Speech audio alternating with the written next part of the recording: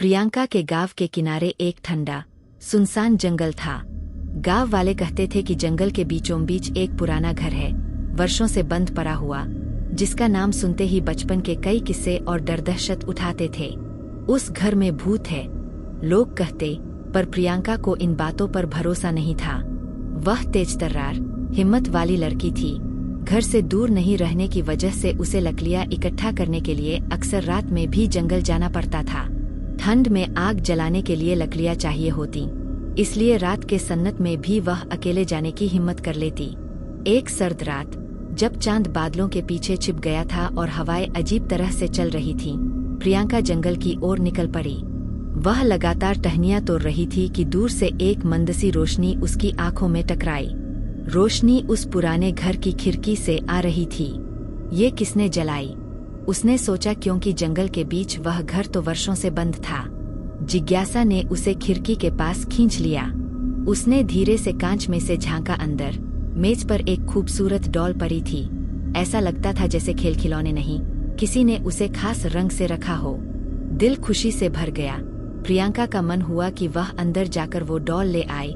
उसे किसी न किसी तरह बहुत प्यारा लगा था, पर दरवाजे पर बड़ा सा ताला लगा हुआ था।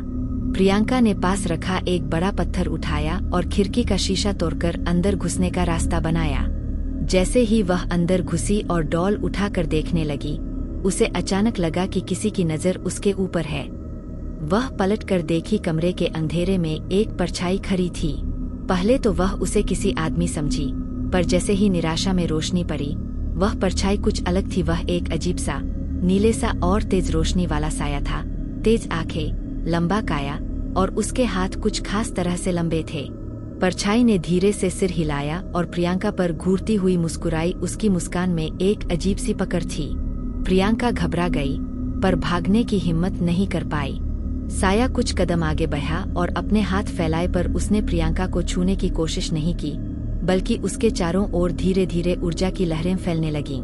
प्रियंका ने महसूस किया जैसे उसके सीने में किसी ने बारीक सी ठंडक डाल दी हो। उससे किसी डर के साथ एक तरह की बातें भी सुनाई देने लगी, पर वो शब्द साफ नहीं थे।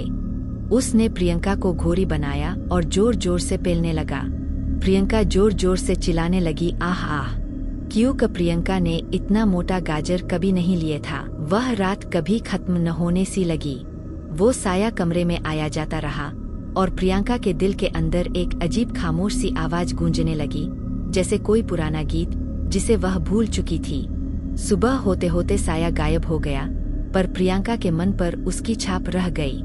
वह डॉल लेकर भाग निकली और घर आई, पर उसकी आंखों में अब डर और शंका दोनों झलकते थे।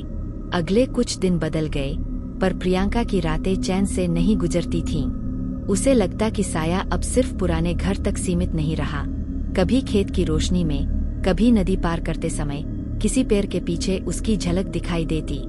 गांव वालों ने जब देखा तो समझाया कि उसे ये सब छोड़ देना चाहिए, पर प्रियंका जानती थी कि यह कोई आम डर या सपना नहीं था। किसी के पास एक संदेश था, और वह संदेश शायद डॉल से जुड़ा था। एक रात वही साया फिर प्रियंका के घर आया। उसने माटिव, एक पुरानी परंपरा के हिसाब से, कुछ निशान दिए और कहा कि वह खाहर अर्थात दस्तक दे रहा है, पर उसकी भाषा अनकही थी।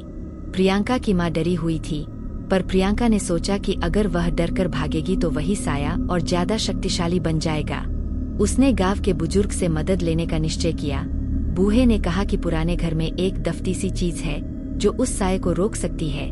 एक बांसुरी, जो किसी जमाने में उस घर में बजाई जाती थी और जिसे लोग राखिनी बांसुरी कहते थे। बांसुरी को ही वह चीज माना जाता था जो परछाई की आवाज और गूंज को शांत कर सके। जैसे ही प्रियंका वो बांसुरी लेने के लिए घर दाखिल हुई, उस जिन ने प्रियंका को पाकर लिए और रस्सी से बांध दिए। अब वो जिन और भी ज्यादा गुस्से में था। उसने प्रियंका से कहा, तुम्हें मेरे बच्चे को जन्म देना होगा, वरन मैं तुम्हारी माँ को जान से मार दूंगा। पार्ट तवो के लिए चैनल को सब्सक्राइब करें।